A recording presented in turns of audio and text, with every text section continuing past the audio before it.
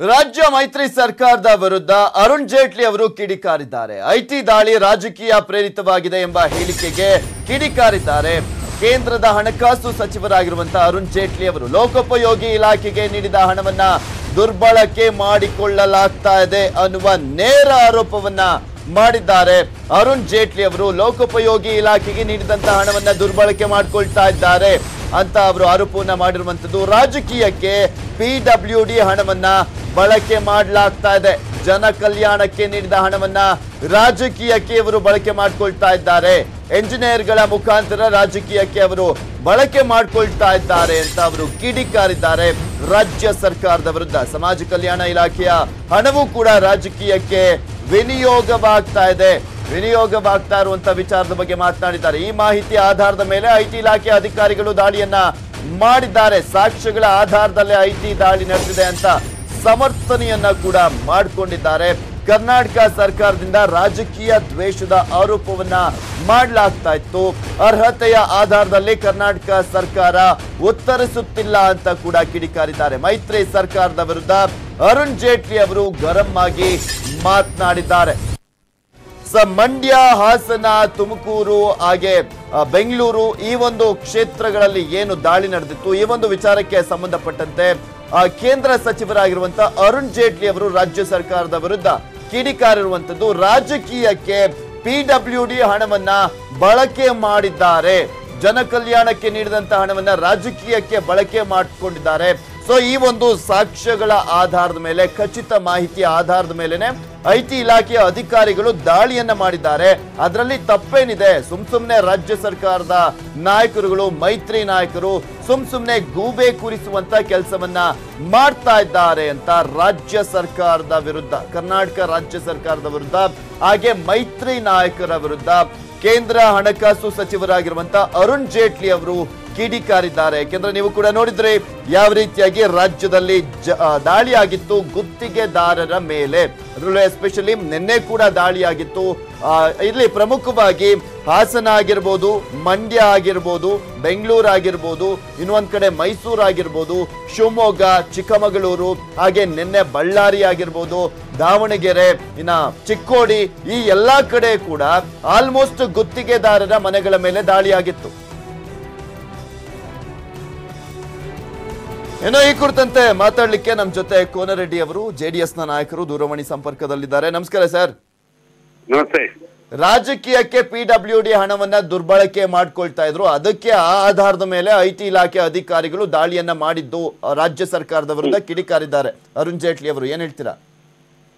ನೋಡಿ, ಅರುಣ್ ಜೇಟ್ಲಿ ಅವರು ಭಾರತ ಸರ್ಕಾರದ ಸಚಿವರಾಗಿ ಅವ್ರು ಯಾವ ರೀತಿ ರಿಯಾಕ್ಟ್ ಮಾಡ್ತಾರೆ ನನಗಂತೂ ಅರ್ಥ ಆಗ್ತಾ ಇಲ್ಲ. ಚುನಾವಣೆ ನಡೆದಂತ ಸಂದರ್ಭದಲ್ಲಿ ಒಂದು ಪ್ರಾದೇಶಿಕ ಪಕ್ಷ ಮತ್ತು ಕಾಂಗ್ರೆಸ್ ಪಕ್ಷವನ್ನ ಗುರಿಗಾಗಿ ಇಟ್ಕೊಂಡು ಇಡೀ ದೇಶದಲ್ಲಿ ಇವತ್ತು ಐಟಿ ದಾಳಿ ಆಗ್ತಕ್ಕಂಥದ್ದು. ಇವತ್ತಾಗ ಉಳ್ಕೆ ಟೈಮ್ ಇವತ್ತು ನಿಮ್ಗೆ 4 ವರ್ಷ ಟೈಮ್ ಸಿಗ್ಲಿಲ್ಲನ? ಇಂಥ ಚುನಾವಣೆ ಟೈಮ್ದಲ್ಲಿ ಅಷ್ಟೇ ಮಾತ್ರ ಇದೆಯಾ? ನಾವು ಈ ಐಟಿ ದಾಳಿ ಮಾಡ್ಲಿಕ್ಕೆ ಬೇಡ ಅಂತ ಅನ್ನಂಗಿಲ್ಲ. ಅವ್ರು ಚೆಕ್ ಮಾಡ್ಲಿ, ಮಾಡ್ಲಿ, ಸರ್ಕಾರ ಬೇಡ. ನೀವ್ ಯಾವ ಸಂದರ್ಭದಲ್ಲಿ ಯಾರ್ಯಾರ ಸಂಬಂಧಿಕರು ಮಾಡ್ತಾ ಇದ್ದೀರಿ, ಯಾಕೆ ಮಾಡ್ತಾ ಇದ್ದೀರಿ ನಿಮ್ಗೆ ಗೊತ್ತಾಗೋದಲ್ವಾ? ಅದು ಚುನಾವಣೆ ಸಂದರ್ಭದಲ್ಲಿ ಗುತ್ತಿಗೆದಾರರಿಂದ ಈ ಒಂದು ಹಣವನ್ನ ಮಾಡ್ಕೊಂಡು ದುರ್ಬಳಕೆ ಮಾಡ್ಕೊಳ್ತಾ ಇದ್ದಾರೆ ಅಂತ, PWD ಹಣವನ್ನ ಜನ ಕಲ್ಯಾಣಕ್ಕೆ ನೀಡಿದ ಇದಕ್ಕೇನಾದ್ರೂ ದಾರಿ ಮಾಡಿಕೊಟ್ಟಿದ್ರೆ ಭಾರತೀಯ ಜನತಾ ಪಾರ್ಟಿ ಈ ದೇಶದಲ್ಲಿ ಚುನಾವಣೆ ವ್ಯವಸ್ಥೆಯನ್ನ ಪೂರ್ತಿ ಸತ್ಯಾನಾಶ ಮಾಡಿದಂತ ವ್ಯವಸ್ಥೆ ಯಾವ್ದಾದ್ರು ಇದ್ರೆ ಅದು ಭಾರತೀಯ ಜನತಾ ಪಾರ್ಟಿ. ಯಾಕಂದ್ರೆ ನೋಡಿ, ಇವತ್ತು ನಾವು ಯಾವಾಗ್ಲೂ ಹಿಂದ ಪ್ರಜಾಪ್ರಭುತ್ವದ ಚುನಾವಣೆ ಯಾವ ರೀತಿ ನಡಿಬೇಕು ಮಾಡ್ಬೇಕು ತೋರಿಸ್ತಿದ್ರು. ಇವತ್ತು ಪ್ರಜಾಪ್ರಭುತ್ವ ಎಲ್ಲಿ ಉಳಿಸಿದ್ರು ಇವರು? ಸಂವಿಧಾನ ಬದಲಿ ಮಾಡ್ಬೇಕು ಅಂತಾರ, ಐಟಿ ದಾಳಿ ಉಪಯೋಗ ಮಾಡ್ತಾರ. ಇಂಥ ವ್ಯವಸ್ಥೆಯನ್ನು ಮಾಡಿ ಇಡೀ ಒಂದು ಕೆಟ್ಟ ಮೆಸೇಜ್ ಕೊಡ್ತಕ್ಕಂಥದ್ದು. ಸನ್ಮಾನ್ಯ ಕುಮಾರಸ್ವಾಮಿ ಅವರು ಇದಕ್ಕೆ ರಿಯಾಕ್ಟ್ ಮಾಡ್ತಿದ್ರ. ಸನ್ಮಾನ್ಯ ಮಾಜಿ ಪ್ರಧಾನಿ ದೇವೇಗೌಡ ಸಾಹೇಬ್ರು, ಅವ್ರಿಗೆ ಅನುಭವ ಇಲ್ವಾ ಪ್ರಧಾನಮಂತ್ರಿ ಆದಂತವ್ರು? ಅರುಣ್ ಜೇಟ್ಲಿ ಅವ್ರು ಅವ್ರಕ್ಕಿಂತ ಹೆಚ್ಚ ಅಲ್ಲ, ಗುತ್ತಿಗೆದಾರರ ಭಯ ಪಡಬೇಕು ಇವರು ಅನ್ನುವ ಪ್ರಶ್ನೆ ನಾವ್ಯಾಕೆ ಭಯ ಪಡ್ಬೇಕ್ರಿ? ಫೇಸ್ ಮಾಡ್ತೀವಿ, ಚುನಾವಣೆ ಮಾಡ್ತೀವಿ. ಚುನಾವಣೆ ಸಾರ್ವಜನಿಕ ಇವತ್ತೇನು ಜನಾದೇಶ ಕೊಡ್ತೀವಲ್ಲ, ಆ ಜನಾದೇಶಕ್ಕೆ ನಾವು ತಿಳಿಸ್ಬೇಕು. ಅದ್ರ ಮೂಲಕ ತೋರಿಸ್ತೇವೆ ನಾವು. ಇವ್ರು ಏನ್ ಬೇಕಾದ್ ಮಾಡ್ಲಿ, ನಾವು ಹಿಂಬಾಗ್ಲಿಂದ ಯಾವ್ದು ರಾಜಕಾರಣ ಮಾಡಂಗಿಲ್ಲ. ಏನು ಫೈಟ್ ಟು ಫಸ್ಟ್ ದುಡ್ಡನ್ನು ಯೂಸ್ ಮಾಡ್ತಾ ಇದ್ದಾರೆ. ಯಾವ ವ್ಯವಸ್ಥೆಯಲ್ಲಿದೆ? MOT ಇಂದ ಏನಾಗಿದೆ? ಹಾಗಾದ್ರೆ ಟಾರ್ಗೆಟ್ ಮಾಡಬೇಕಿದ್ದಾರೆ ಕಂಪ್ಲೀಟ್ ಆಗಿ. ಅಲ್ಲ ಅವರು ಮತ್ತೊಂದು ಹೇಳ್ತಾರೆ, ಗುತ್ತಿಗೆದಾರರ ಮೇಲೆ ಆದ್ರೆ ಇವ್ರಿಗೆ ಯಾಕೆ, ಆಮೇಲೆ ಸರಿಯಾಗಿ ಉತ್ತರವನ್ನ ಕೊಡ್ಬೇಕಾದಂತವ್ರು ಸೆಂಟ್ರಲ್ ಗೌರ್ಮೆಂಟ್ ಮೇಲೆ ಎತ್ತಾಕ್ತಾರೆ, ಅದೆಷ್ಟ್ರ ಮಟ್ಟಿಗೆ ಸರಿ ಅನ್ನೋದು. ನಂದು ಉದ್ದೇಶ ಹೇಳ್ತಕ್ಕಂಥದ್ದು, ಇವತ್ತು ದೇಶದಲ್ಲಿ ನೀವ್ ಏನ್ ಪಾಠ ಹಾಕಿರಲ್ಲ ಆ ಪಾಠದ ಪ್ರಕಾರ ಇನ್ನೂ ಹೊಂಟಿಲ್ಲ ಜನ. ನಿಮ್ ಪಾಠದ ಪ್ರಕಾರ ಹೋಗ್ಬಿಟ್ಟು ನೀವು ಆ ನಂಬರ್ 1 ದುಡ್ಡು ತಗೊಂಡು ಇವತ್ತು ಬೇರೆ ಕಡೆ ಕೊಡ್ತಾ ಇದ್ದೀರಿ. ಅವೆಲ್ಲ ಇವತ್ತು ರಿಕಾರ್ಡ್ ಸಿಕ್ಕಾವು, ಎಲ್ಲ ಬೇರೆ ಬೇರೆ ದೊಡ್ಡ ದೊಡ್ಡ ಪಾರ್ಟಿ ಮುಖಂಡರು ಹೇಳಾರ, ರಿಯಾಕ್ಷನ್ ಆಗಿದೆ. ನಾನ್ ಹೇಳ್ತಕ್ಕಂಥದ್ದು, ಭಾರತೀಯ ಜನತಾ ಪಕ್ಷಕ್ಕೆ ಒಂದು ಶೋಭೆ ತರ್ಬೇಕಂದ್ರೆ ಇಂತ ಸಣ್ಣ ರಾಜಕಾರಣ ಮಾಡ್ಬೇಡ್ರಿ, ಚುನಾವಣೆ ಎದುರಿಸೋಣ, ಜನಾದೇಶ ಐತಿ. ಸರ್ ಓಕೆ, ಹಾಗೆ ಸಂಪರ್ಕದಲ್ಲಿರಿ. ನಮ್ಮ ಜೊತೆ ಬಿಜೆಪಿಯ ಹಿರಿಯ ನಾಯಕರಾಗಿರುವಂತಹ ಗೋ ಮಧುಸೂದನ್ ಅವರು ದೂರವಾಣಿ ಸಂಪರ್ಕದಲ್ಲಿದ್ದಾರೆ. ನಮಸ್ಕಾರ ಸರ್. ನಮಸ್ಕಾರ ಸರ್. ಅರುಣ್ ಜೇಟ್ಲಿ ಅವರು ಹೇಳ್ತಾರೆ, ರಾಜಕೀಯಕ್ಕೆ PWD ಹಣವನ್ನ ದುರ್ಬಳಕೆ ಮಾಡ್ಕೊಳ್ತಾ ಇದ್ದಾರೆ, ಜನ ಕಲ್ಯಾಣಕ್ಕೆ ನೀಡಿದಂತ ಒಂದು ಹಣವನ್ನ ರಾಜಕೀಯಕ್ಕೆ ಬಳಕೆ ಮಾಡ್ತಾ ಇದ್ದಾರೆ. IT ದಾಳಿಯ ವಿಚಾರಕ್ಕೆ ಸಂಬಂಧಪಟ್ಟಂತೆ ರಿಯಾಕ್ಟ್ ಮಾಡಿದ್ದಾರೆ ಅವರು. ಹೌದು ಸರ್, ನಿಜ ಸರ್ ಅದು. ಆದ್ರೆ ಕೋನ್ ರೆಡ್ಡಿ ಅವರು ಹೇಳ್ತಾ ಇದ್ರು, ನಾವ್ ಏನ್ ಬೇಕಾದ್ರೆ ಮಾಡ್ಕೋತೀವಿ, ನಮ್ಗೆ ಜನಾದೇಶ ಇದೆ ಅಂತ ಹೇಳ್ತಾ ಇದ್ದಾರೆ. ಜನಾದೇಶ ಕೊಟ್ಟಿರೋದು ಜನರ ಸೇವೆ ಮಾಡಕ್ಕೆ ವಿನಃ ಜನರ ದುಡ್ಡನ್ನ ಲೂಟಿ ಮಾಡಕ್ಕಲ್ಲ. ನೀವು PWD ಹಣ ತೆಗೆದುಕೊಂಡು ಹೋಗಿ ಸಾವಿರಾರು ಕೋಟಿ ರೂಪಾಯಿನ ನೀವು ಕಾಂಟ್ರಾಕ್ಟರ್ ಕೊಟ್ಟು ಕಾಂಟ್ರಾಕ್ಟರ್ ಇಂದ ಎಲೆಕ್ಷನ್ ಫಂಡ್ ಮಾಡು ಅಂತ ಹೇಳಿದಾರ ಕೋನ್ ರೆಡ್ಡಿ ಅವರೇ? ಉತ್ತರ ಕೊಡ್ಬೇಕಲ್ಲ ಜನರಿಗೆ. ಇಷ್ಟು ಕೆಟ್ಟ ರಾಜಕಾರಣ ಮಾಡ್ತೀರಿ, ಜನರು ಲೂಟಿ ಮಾಡಿ ಕೆಟ್ಟ ರಾಜಕಾರಣಕ್ಕೆ ದಾರಿ ಮಾಡಿಕೊಟ್ಟವ್ರು ಇವಾಗ ಕರ್ನಾಟಕದಲ್ಲಿ. ಏನ್ ಕೆಟ್ಟ ರಾಜಕಾರಣ? ಆಮೇಲೆ ಬಳ್ಳಾರಿಯಿಂದ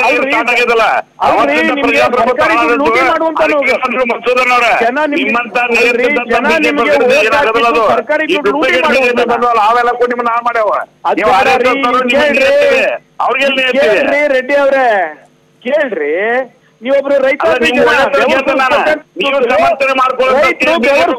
ಕೊಟ್ಟಂತ ದುಡ್ಡು, ರೈತರು ಬೆವರು ಸುರಿಸಿ ಕೊಟ್ಟಂತ ದುಡ್ಡು ಲೂಟಿ ಮಾಡಕ್ಕಲ್ಲ, ಚುನಾವಣೆಗಲ್ಲ.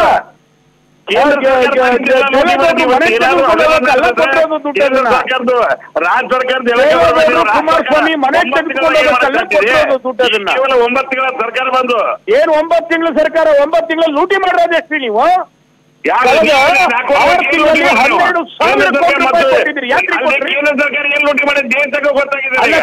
ಅದು ಮಾತಾಡ್ರಿ, ನೀವು ಕೊಟ್ಟರೆ ಈಗ ಇನ್ಕಮ್ ಟ್ಯಾಕ್ಸ್ ರೈಡ್ ಆಗಿರೋದು ನಿಮ್ ಮೇಲೆ, ಅದಕ್ಕೆ ಉತ್ತರ ಕೊಡ್ರಿ. ಅದಕ್ಕೆ ಉತ್ತರ ಮಾತಾಡ್ತೀರಿ, ರಾಜಕಾರಣ ಅಲ್ಲ.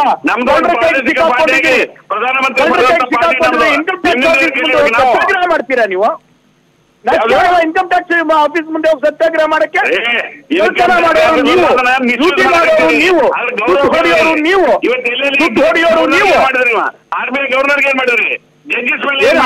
ಅದೆಲ್ಲ ಬಿಡ್ರಿ. ಈಗ ನಿಮ್ಮ ಹತ್ರ ಸಿಕ್ಕಿರೋ ದುಡ್ಡು ಹೇಳ್ರಿ ನೀವು ಕತೆನ.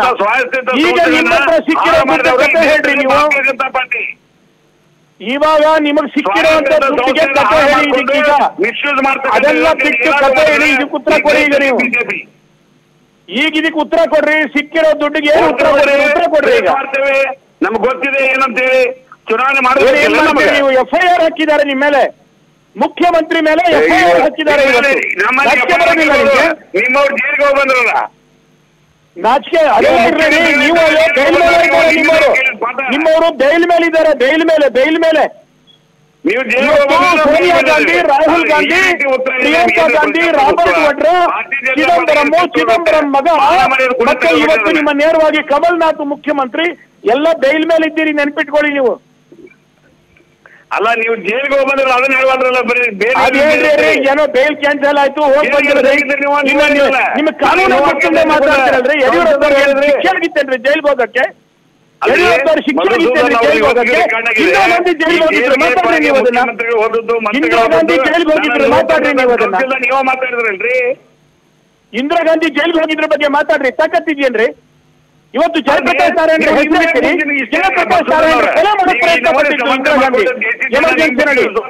ಅಂತ ಇಂದಿರಾ ಗಾಂಧಿ ಜೊತೆ ಹೋಗ್ತೀರಿ, ಅಂತ ಕಾಂಗ್ರೆಸ್ ಅವ್ರ ಜೊತೆ ಹೋಗ್ತೀರಿ. ಮಾತಾಡ್ತೀರಿ ಇಲ್ಲಿ ಬಂದು, ನಾಚಿಕೆ ಆಗಂಗಿಲ್ಲ. ಜಯಪ್ರಕಾಶ್ ನಾರಾಯಣ್ ಭವನ ಅಂತ ಎಲ್ರಿ ಜಯಪ್ರಕಾಶ್ ನಾರಾಯಣ್ಗೂ ನಿಮ್ಗೂ ಸಂಬಂಧ ಇವತ್ತು. ಎಲ್ರಿ ಜಯಪ್ರಕಾಶ್ ನಾರಾಯಣ್ಗೂ ನಿಮ್ಗೂ ಇರುವಂತ ಸಂಬಂಧ ಇವತ್ತು. ಕಾಂಗ್ರೆಸ್ ಜೊತೆ ಎಮರ್ಜೆನ್ಸಿ ಆದಂತದ್ದೇ ಜೆಪಿ ಕೊಲೆ ಮಾಡಲು ಪ್ರಯತ್ನ ಪಟ್ಟಂತ ಜನಗಳ ಜೊತೆ ಹೋಗ್ತಿರ್ತಾರೆ. ಪಾರ್ಟಿ ಕಟ್ಟಿದ್ರು ಈ ದೇಶದಾಗ ಅವ್ರನ್ನೆಲ್ಲ ಇಟ್ರಿ ಮುರಳಿ ಅವರೆಲ್ಲ ಬಿಡ್ರಿ ನೀವು ಭವನ ಅಂತ ಇಟ್ಕೊಳ್ರಿ. ಅದಕ್ಕೆ ನೀವು ಜನಗಣಮನ ಭವನ ಅಂತ ಇಟ್ಕೊಳ್ರಿ, ಇಂದಿರಾ ಗಾಂಧಿ ಭವನ ಅಂತ ಇಟ್ಕೊಳ್ರಿ. ನಾವು ಇಟ್ಕೊಂಡಿದ್ದೀವಿ ಎಲ್ ಕೆ ಅಡ್ವಾಣಿ, ನಮ್ಮಪ್ಪ ಎಲ್ ಕೆ ಅಡ್ವಾಣಿ, ನಮ್ಮ ತಾತ ವಯಸ್ಸಾಗಿದೆ, ಮನೆಯಲ್ಲಿದ್ದಾರೆ ಅಷ್ಟೇನೆ. ಏನಿಲ್ಲ, ಏನು ಹಾಳು ಮಾಡಿಲ್ಲ, ಏನೇನೋ ಮಾತಾಡಬೇಡಿ. ನೀವು ಈ ಕಳ್ತನ ಮಾಡೋದಕ್ಕೆ ನಿಮ್ಮ ದುಡ್ಡು ಸಿಕ್ಕಿರೋದಕ್ಕೆ ಉತ್ತರ ಕೊಡಿ. ಈಗ ದುಡ್ಡು ಸಿಕ್ಕಿರೋದಕ್ಕೆ ಉತ್ತರ ಓಕೆ ಸರ್, ಫೈನಲಿ ಏನ್ ಹೇಳ್ತೀರಾ ಸರ್ ಕೋನರೆಡ್ಡಿ ಅವರೇ? ಕೊಡ್ಲಿಲ್ಲ ಕೋನರೆಡ್ಡಿ ಅವರೇ, ನಿಮಗೆ ಅನ್ಯಾಯ ಆಗತ್ತಿಲ್ಲ ಹೇಳಿ. ನಿಮಗೆ ಅನ್ಯಾಯ ಆಗಿದೆ, ಎಲ್ ಕೆ ಅಡ್ವಾಣಿ ಅವ್ರಿಗೆ ಅನ್ಯಾಯ ಆಗಿದೆ, Murali Manohar Joshi okay sir, Gomadhu sir, thank you ಇಬ್ಬರಿಗೂ. Thank you. ನ್ಯೂಸ್ 18 ಕನ್ನಡದ ಜೊತೆ ಮಾತನಾಡಿದ್ದಕ್ಕೆ.